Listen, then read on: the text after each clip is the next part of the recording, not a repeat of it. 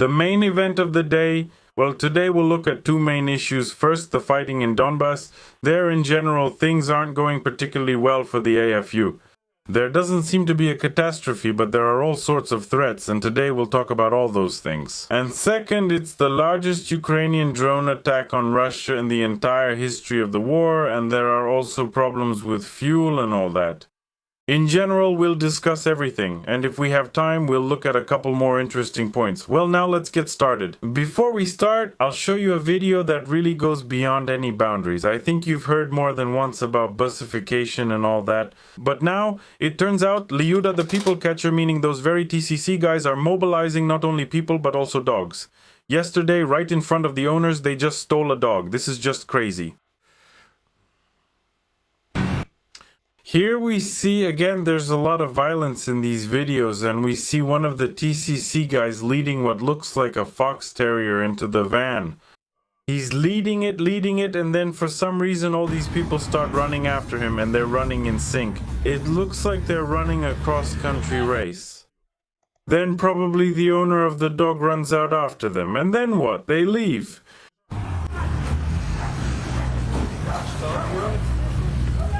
In short, the problem is that the dog was later found with broken legs. Just imagine the level of cruelty of these people. I can't even call them human, the ones who kidnapped this poor dog. If they, out of spite, probably because they couldn't extort the dog's owner, broke its legs, well, then they'll probably say that it just fell while sleeping. Or it's like they usually do. Someone ends up dead, they kill someone in their basements or wherever, and then they say the guy either fell on the concrete floor or had a heart attack or something else.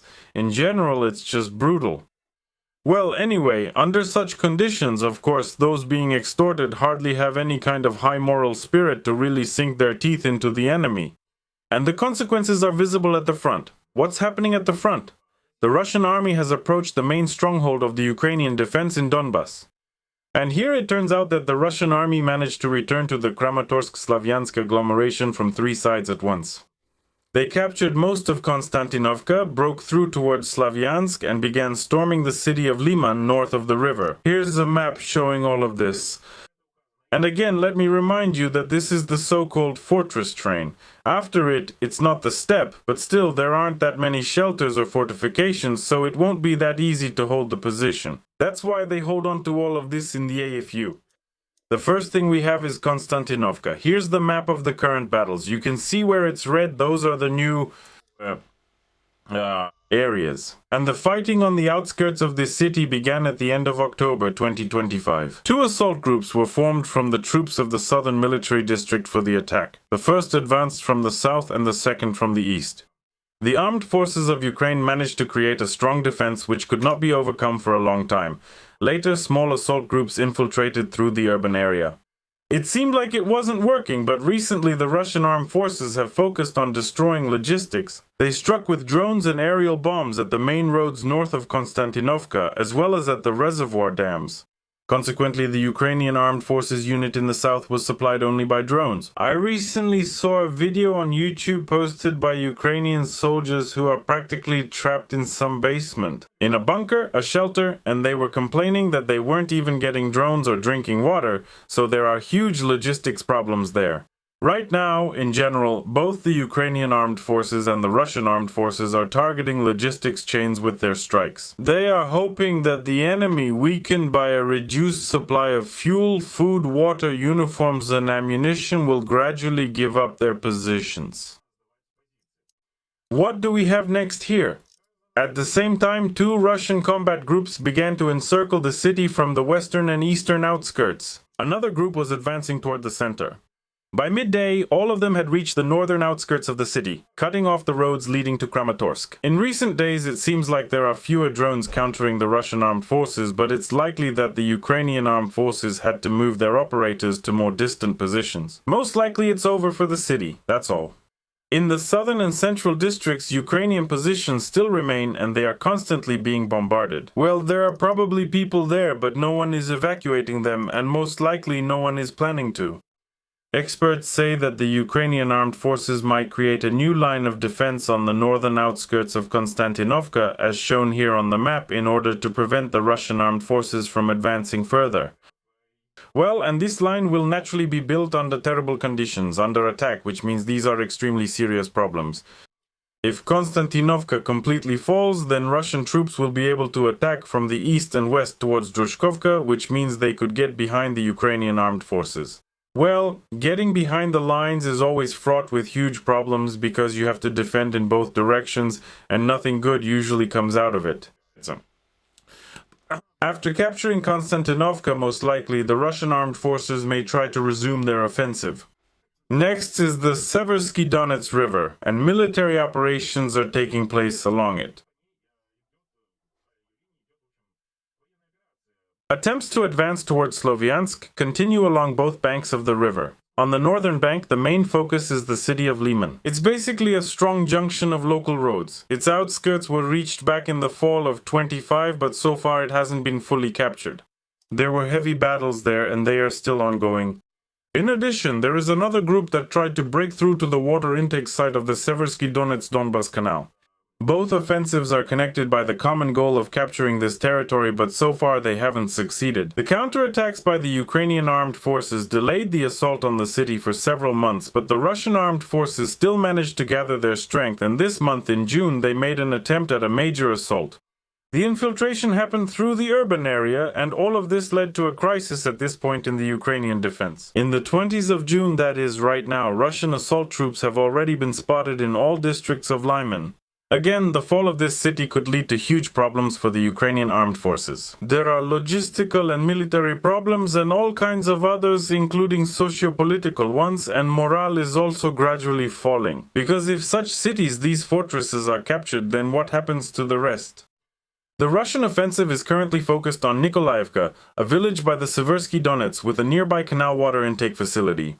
If suddenly the Russian armed forces manage to capture this region, then the Ukrainian armed forces might leave the northern bank. Next, which settlements, this is also extremely important, are Pokrovsk and Dobropole. Here, the main operation is the advance to the north, with the goal of cutting off the Kramatorsk agglomeration from the western regions of Ukraine. But it didn't work out. The command of the armed forces of Ukraine managed to reinforce this sector. In half a year, the Ukrainians didn't really manage to carry out counterattacks, but nevertheless, the Russian armed forces are being held back significantly. They only managed to capture one small neighboring village, and they haven't even reached the approaches to Dobropilya. But now there is a crisis in the defense. The fact is that the assault troops have reached the village of Shevchenko, south of Dobropilya, and it was previously reported that this is the main base in the immediate rear of Shevchenko itself. Supplies were delivered to the village by vehicles, and from there the soldiers would walk to the front on foot. But now the front is right at Shevchenko itself, so the problems are enormous. That's regarding Donbas. As for the Zaporizhzhia region, there are also problems, although not as significant. Nevertheless, the AFU has launched a series of counterattacks on the northern flank of the Russian forces. The previous operation succeeded, though only partially. Now reserves are being transferred and attacks are being resumed in several directions around Berezovoye and Ternovoye. This is all happening as well. All these counterattacks target the road from Velikaya Novosyolka to Novoselka Gulyaypole, which supplies the entire Russian group. Again, they are cutting off logistics in the hope that the Russian armed forces will weaken and the intensity of the fighting will subside, so to speak. That's regarding Donbas and Zaporizhzhia themselves. Now let's move on to the second part. Here it's the Ukrainians who are attacking, and the attack is not with manpower but with drones. And last night, about 600 drones were sent into Russia. This is probably the most powerful attack on Russia by Ukraine so far. And overall, the results are also very significant. Not everything could be repelled in this attack. On the night of the 25th to the 26th, they report that 660 Ukrainian drones were shot down. 13 regions of the country came under attack. There are many here, listing them all isn't necessary. 47 drones were shot down just as they were approaching Moscow. Near Tula, an industrial facility was damaged as a result. And then, damage in the region was recorded on power lines. There are oil refineries there. I'll talk about them in more detail in a moment. Some facilities were damaged. Energy facilities in the Belgorod region, overall it's a huge problem. In response, there was a proposal in Russia to strike Odessa. Well, they hit it all the time anyway. I don't know why this proposal was made. Nevertheless. As for the attack, targets in Crimea were also set ablaze. On June 25, drones from Ukraine's unmanned systems forces struck 38 targets on the peninsula. Among them were 3 coastal radar stations, energy facilities, fuel depots, and logistics. Again, logistics. 3 radars were hit, as well as an oil depot. By the way, there's a huge problem with oil and all that. Right now, almost every region in Russia is facing these very problems. For example, we have a huge problem with oil as a result of the attack, as well as previous attacks. And this one, for instance, let me show you. A line.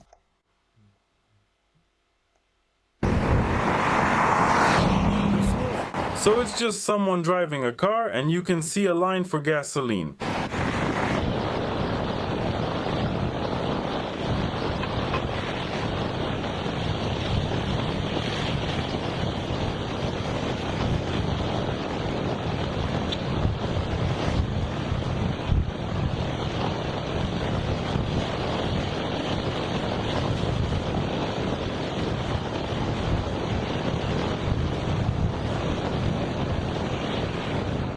It's a huge problem in other places as well. By the way, also on the Crimean Bridge. Right now it seems to be fine.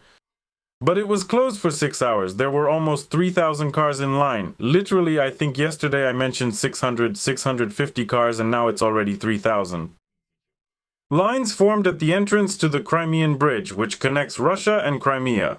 As of 10 o'clock Moscow time, which was about an hour before this recording, there were 980 cars waiting for manual inspection from the Kerch side and 1,080 from the other side. The waiting time is 3 to 4 hours. Well, overall, there's nothing good about this either. Then there are also problems with fuel. Here's the main issue. There are also problems with the cars, which I think you've noticed.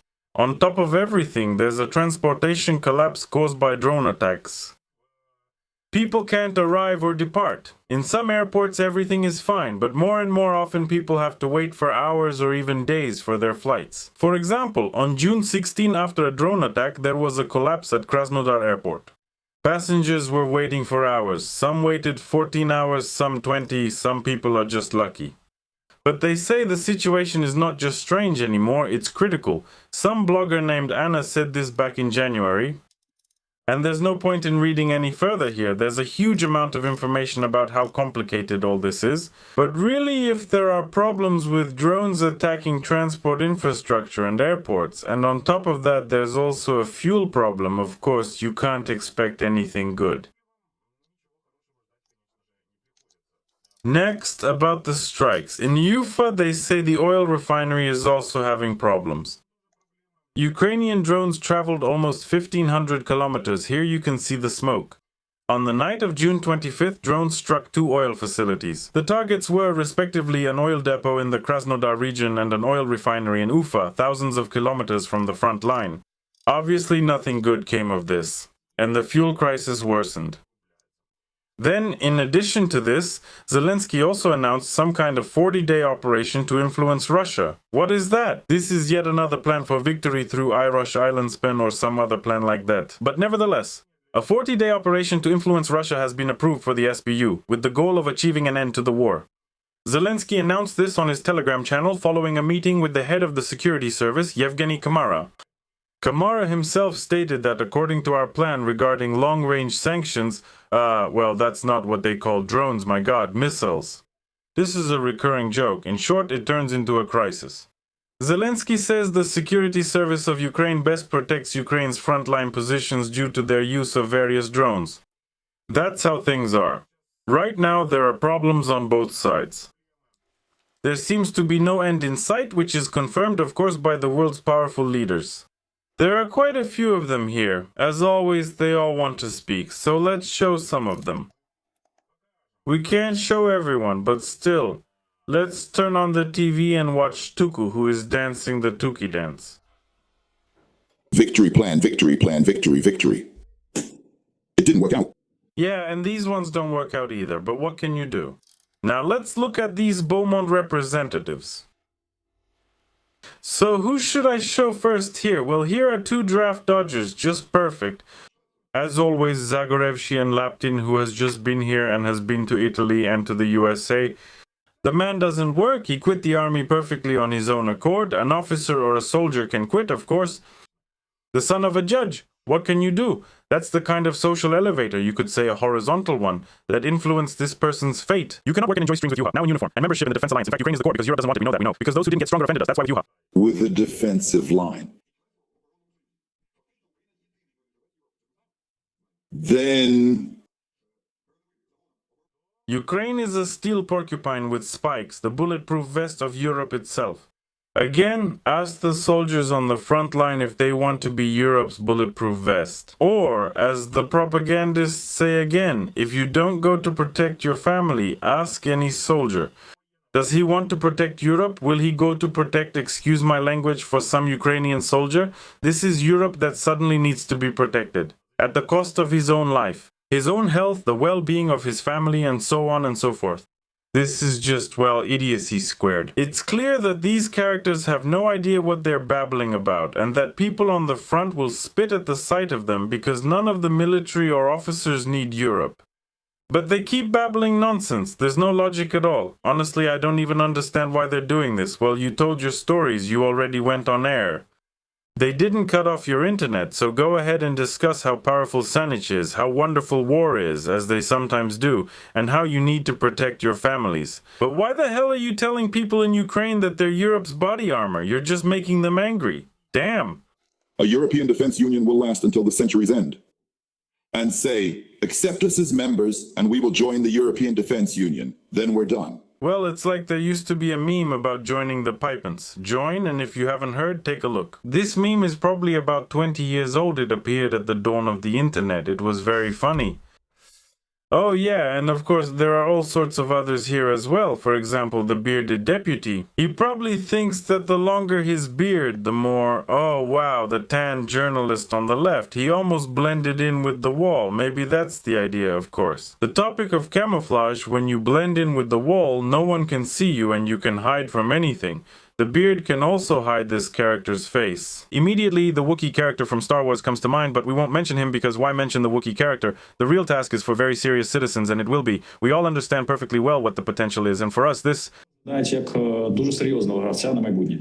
We all know what potential means, but whose potential? The tanned one on the left or the bearded one on the right? Which of you? Seriously, from this, on the right, or is it just unnaturally present? Seriously, this right here. The potential of natural resources in Ukraine, the potential of Ukrainians, and... That is, the whole calculation is that Ukraine is the bulletproof vest of Europe. Then you can use the resources in Ukraine, then you can use the human resources in Ukraine, and in the end, the deputy will finally be able to properly take care of his beard. I think that's wonderful. Our economy, in fact, can grow 5 to 10 times. As a result of what? As a result of exporting Ukrainian resources and taking men to the front, and then the economy immediately grows. I'm missing something. Well, obviously the deputy is like that one little deputy who spoke and talked about how civilians have one set of laws and the military has another set of laws. Basically, every citizen has their own set of laws. That was extremely discouraging. Then there's also this other character, who is always speaking out, and of course has never served anywhere. Well, a character with the last name Manko is not going to fight. Why should we care if you launch drones over Minsk? Us, again us. Well, go ahead, take a drone, go outside and launch drones over Minsk. Moreover, this means that some figure is threatening a neighboring peaceful republic, the Republic of Belarus. Why? Well, to be honest, I don't know. Especially since just yesterday Lukashenko said, I showed this in the video, that Belarus will not participate in any war. And he told Grizlov, the special representative of Putin, that we will not participate. Here, some guy supposedly Skonapel is making a scene. Manko Skona Skonapel, let's call him that. And Manko Skona Skonapel is saying, let's bomb Minsk. I just can't wrap my head around these things of theirs sometimes. Let's not name them. I don't know what this Nagatu bomb is, but I know it's a bomb. I know what kind of bomb this is. .427 is close to the target. I don't know, maybe near the nearest tree line, but since it doesn't matter where to hit, just hit somewhere. The journalist probably watches cartoons too and thinks in miles, and They reached from Petersburg to the Urals and to Kazan, even to Astrakhan. And what is Minsk? What is there a few... Well, Bravdiev already said that there are 500 targets on the territory of Belarus that we can hit. But if we hit a couple dozen... We can take them out from the sight of these idlers. Look, such a good-natured face immediately makes you want to believe everything this character says. Just look at that expression. So humanistic, life-affirming, a very pleasant person. Apparently... So you can use our rockets for the Enterprise, right? Which ones will you actually show up with? There are no such drones and there aren't any rockets yet. I mean, you could strike with rockets, but there aren't any. Manco is straight from the hemp.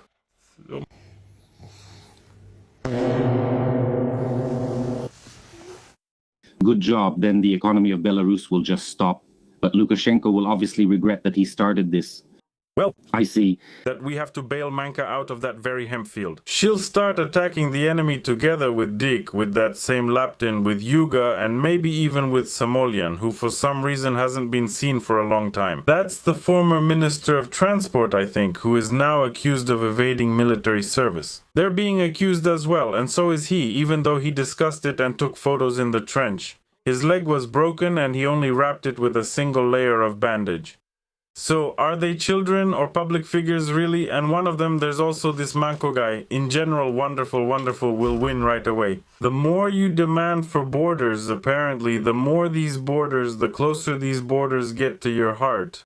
It's a shame it's not physical, but it's closer to the heart. Ordinary people look at what's happening, you're being fed some nonsense, that's how things are. What day is it today? It's the 26th of June, that's how it is.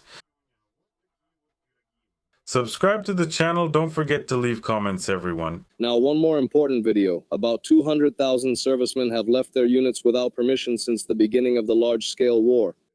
Today we officially have 800,000 people. No, 250, 350, okay? Ending up among a group of piglets.